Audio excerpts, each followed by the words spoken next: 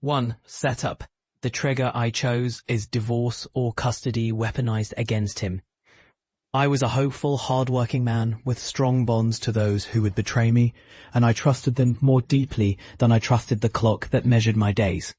I believed in steady hands, in routines that kept a family warm, in the small rituals that prove love survives the grind of bills and deadlines. My days began with coffee that tasted like perseverance and ended with notes in a notebook. Outlines of plans that would someday prove we could build something more enduring than fear. I had a business partner who spoke in confident tones about loyalty while counting favors. A wife who listened to every fear and offered the calm of a harbor. A brother who shared my stubborn determination. And a mentor who wore patience like a suit of armor. We laughed in the hallways of a growing company. We debated mergers under harsh fluorescent lights. We trusted the simple things that signal a bond worth keeping. I did the work that a man does when he believes he is forging a future for those he loves. I woke early, ran the numbers, answered the calls before dawn, and tucked my children into bed with stories about grit and honor. I believed in the rhythm of honesty, the idea that quiet integrity could outlaugh the loud mouths who chase applause. For I believed in a family that stood as one, a fortress built from small acts of care. My wife's careful meals that fed more than the stomach. My partner's steady hands that kept the ledger straight. My mentor's nod that said I was on the right track. My brother's rough humor that cut through fear and reminded me to breathe. I believed these bonds could hold even when the weather turned sour, even when the ground beneath us trembled with rumors and the cold wind of judgment blew through the doors of the court. Because faith in people felt like a form of mercy I could afford to give and still come out intact. Then the first crack showed up not as a blow to the head, but as a whisper in a room where everyone pretended to be listening. A rumor that grew teeth and skin and spoke for the world as if it knew what we deserve. The day I learned the truth came not with a shout, but with a stack of documents, a calendar full of hearings, a judge who wore neutrality like a mask, and a wife who spoke of love while writing the first lines of a different life. The truth was messy and personal, a betrayal dressed in courteous phrases and legalese. A chapter I did not want to read because I had believed the last page would show a future that resembled the one we had built. The idea of custody became a weapon, and the weapon was my own life, weaponized by someone I had given every ounce of my energy to protect. The people I trusted most looked at me as if I'd failed them, and the town began to measure my tears as weakness, rather than the proof of a man who had given all and still carried on. The setup closes with the hard realization that the bonds I loved could be used against me in a system designed to prove you unworthy when your heart shows too much. And I understood that to survive, I would have to learn a new kind of strength, one that did not abandon the love I had, but used it to shape a justice that could stand against a wind that aimed to erase my name and my rights as a father. Number 2. Inciting incident. The moment that shattered the normal and forced me to face the truth came in a courtroom where sunlight cut across the glass and painted my future in harsh lines. She stood there, the woman who had been my light, and spoke with a voice that was both careful and cold, telling the world that I was the one who could not keep the family safe, that my tenderness was a liability, that I could not protect what mattered most because I cared too much. The papers laid out a story I did not recognize as mine. A version of events where warmth was a flaw, and accountability was a weapon, where the very act of wanting to be present with our children had become a risk to their happiness. The room smelled of ink and fear. The air tasted like a storm that had not yet broken, and in that moment I saw the faces of people who had once smiled at me change into questions I could not answer.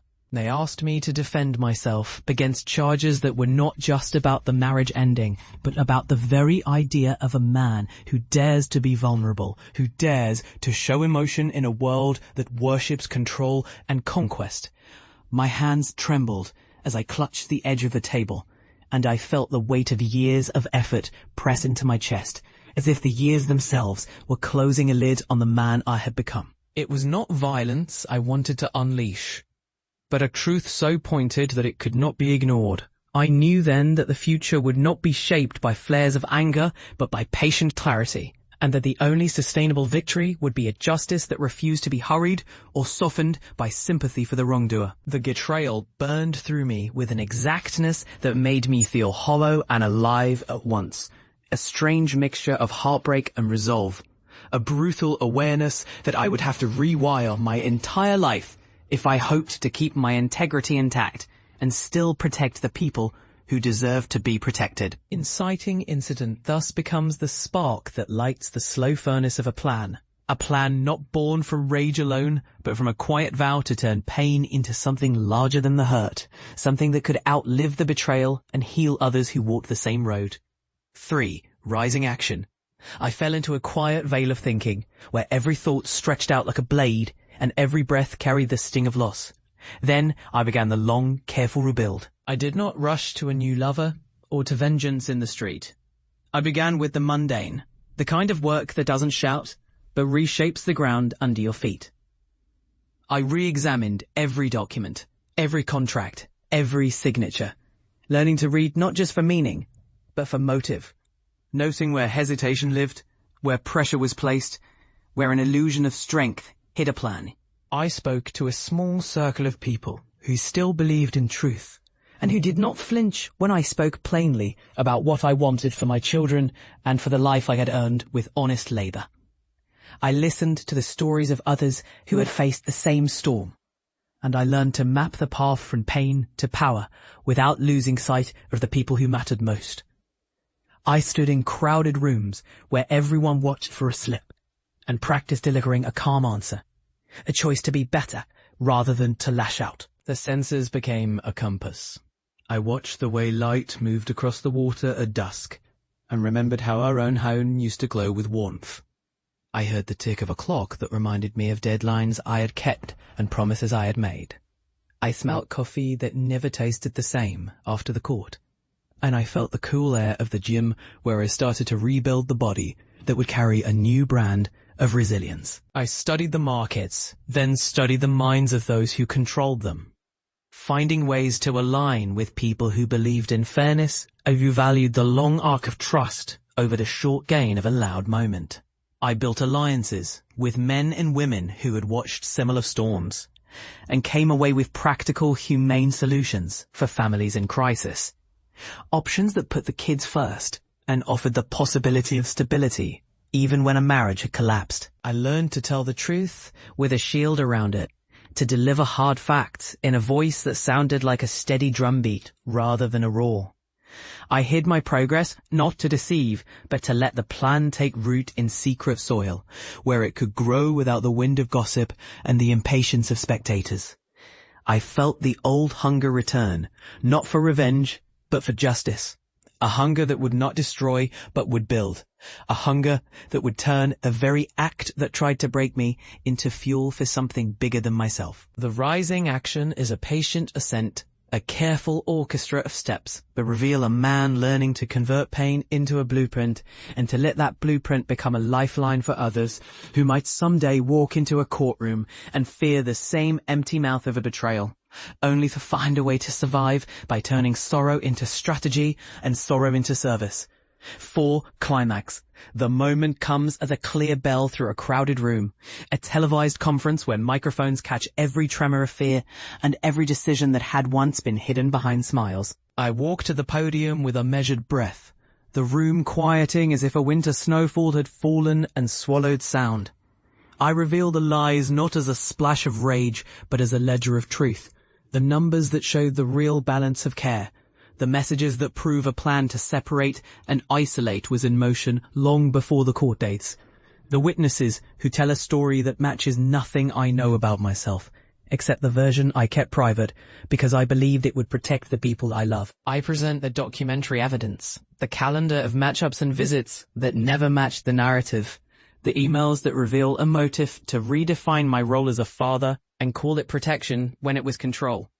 The bank transfers that tell a story of money moving toward a plan rather than a family living in harmony.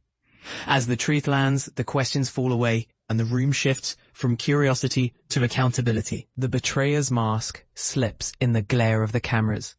The crowd witnesses the gap between the lie and the life I led. And the chorus of voices that once whispered that I was a problem now becomes a chorus of relief that the story has been corrected.